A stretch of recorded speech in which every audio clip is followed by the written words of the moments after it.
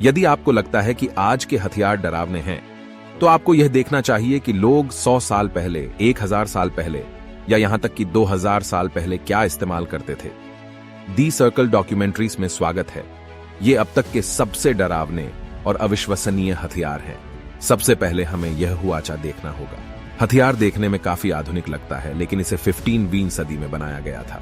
Korea हुआचा का मतलब मोटे तौर पर फायर कार्ड होता है, और इन वीडियो से आप समझ सकते हैं कि हुआचा सैकड़ों रॉकेट, संचालित तीर या बंदूक बैरल से लोहे के बोल्ट क्यों फायर कर सकते हैं।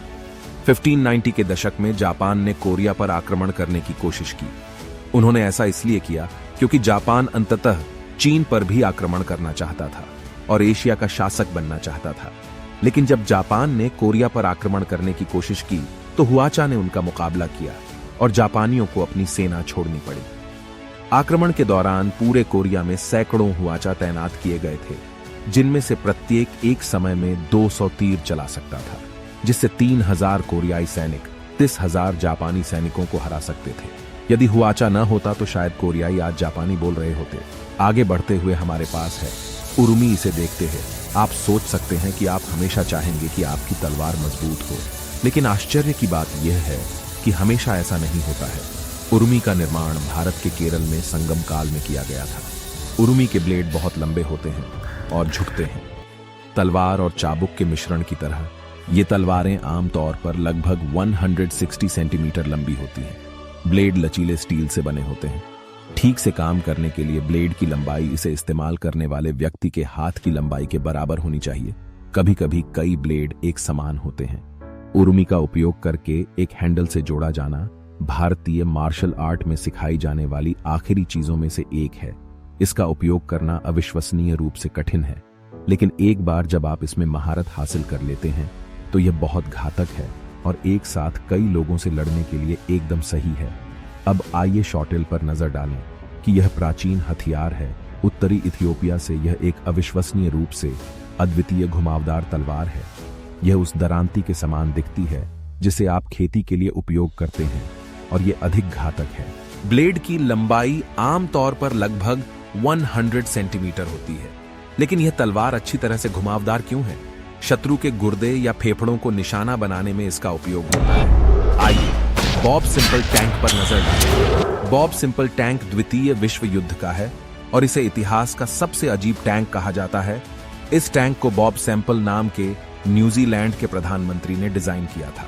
जर्मनी द्वारा आक्रमण किए जाने के बाद सहयोगियों को तेजी से सोचना पड़ा, इसलिए अधिक टैंक बनाने के लिए उन्होंने टैंकों और ट्रैक्टरों को एक साथ मिलाने का फैसला किया। इससे समय और धन की बचत होगी। टैंकों को चालक दल के 8 सदस्यों द्वारा संचालित किया गया था और टैंक के चारों ओर हल्की मशीन गनें थीं, जिसका अर्थ है कि यह टैंक ऐसा कर सकता था। हर कोण से हमला और बचाव। यह आश्चर्यजनक रूप से 13 मील प्रति घंटे की तेज गति से चलता था। जापान द्वारा कभी आक्रमण की स्थिति में न्यूजीलैंड सेना द्वारा उनका उपयोग किया जाता था, लेकिन सौभाग्य से कीवी लोगों के लिए वह दिन कभी नहीं आया। लेकिन मुझे आश्चर्य है कि वास्तव में टैंक कैसे टिके रहे होंगे वास्तविक युद्ध की स्थिति में। आइए झूलती हुई गदा को देखें। यह भारित नुकीली गेंद वियतनाम युद्ध के सबसे घातक हथियारों में से एक थी। इसका उपयोग वियतनाम द्वारा किया गया था।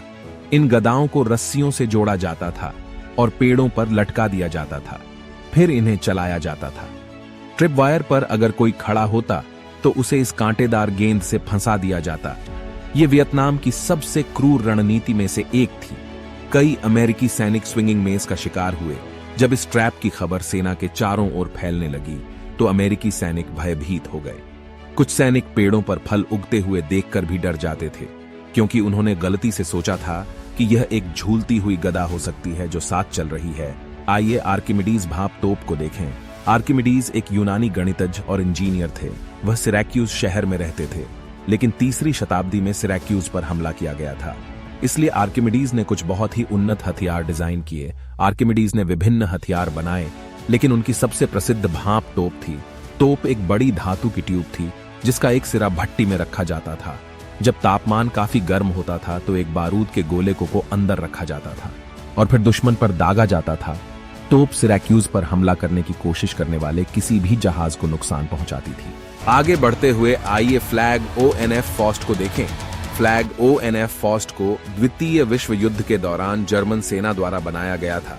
इसे इस प्रकार डिजाइन किया गया था।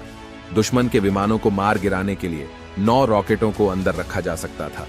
रॉकेट की रेंज लगभग 500 मीटर के लिए डिजाइन की गई थी। इनमें से 4 मिलियन का ऑन ऑर्डर दिया गया था, लेकिन केवल कुछ ही बनाए गए थे। अब मुझे आपको चूकोनू दिखाना है। यह प्राचीन चीनी हथियार है, वास्तव में मन उड़ाने वाला। यह मूल रूप से एक अर्ध स्वचालित क्रॉसबो है। यह सोचना अविश्वसनीय है कि यह हथियार लगभग 2000 साल पुराना है। इसमें विभिन्न प्रकार के तीरों को एक साथ डाला जा सकता है, जिससे तीरों को बहुत तेजी से चलाया जा सकता है। इनकी सीमा 120 से 180 मीटर तक प्रभावशाली थी, लेकिन इसका उपयोग मुख्य रूप से आक्रामक हथियार के बजाय रक्षात्मक हथियार के रूप में किया जाता था। आइए चक्र पर एक नजर डालें। यह हथियार लगभग 2500 साल पुराना है। इसकी उत्पत्ति भारत में हुई थी। यह एक बहुत तेज गोलाकार हथियार है जिसे दुश्मनों पर फेंकने के लिए डिजाइन किया गया है। यह स्टील से बना है जो लगभग 60 मीटर तक फेंका जा सकता है। यह आंतरिक रेजिस ब्लंट है। इसका अर्थ है कि आप इसे अपनी उंगली या हाथ के चारों ओर घुमा सकते हैं, लेकिन बाहरी किनारा अविश्वसनीय रूप से तेज है और आसानी से त्वचा को काट सकता है। ठीक है, अब मैकवेटल को देखने का समय है। मैकवेटल का उपयोग एजटेक द्वारा किया गया था और आज इसे मेक्सिको के रूप से जाना जाता है।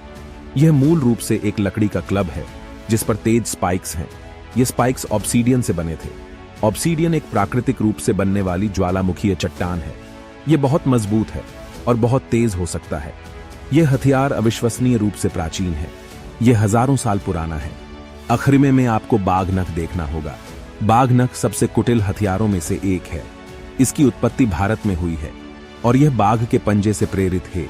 यह तेजी से पोर के समान होते हैं, लेकिन इसके बजाय इसमें स्पाइक्स होते हैं जिन्हें आपकी हथेली से छुपाया जा सकता है। ये आसानी से त्वचा काट सकते हैं। समय आ गया है कि नीचे कमेंट करें कि इनमें से कौन सा हथियार सबसे अविश्वसनीय था। यदि आपको आनंद आया हो तो लाइक करें, और यदि आपने अभी तक ऐसा नहीं किया है तो आप किस बात का इंतजार कर रहे हैं। देखने के लिए धन्यवाद।